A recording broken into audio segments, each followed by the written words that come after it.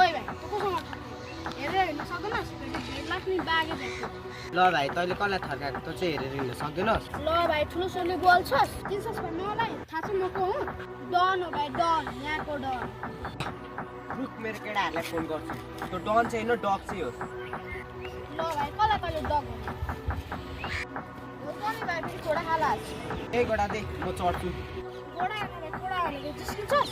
मेरो दाइलाई चिन्छस् पशुपतिको भस्मे डन हो। के होला तेरो दाइ पशुपतिको भस्मे डन? मेरो दाइको आवाज सुन्छस्? रुख म फोन गर्छु। हेलो दाइ, एउटा फुचे मसँग जङ्गिरहेको छ, त्योसँग बोल्नु त।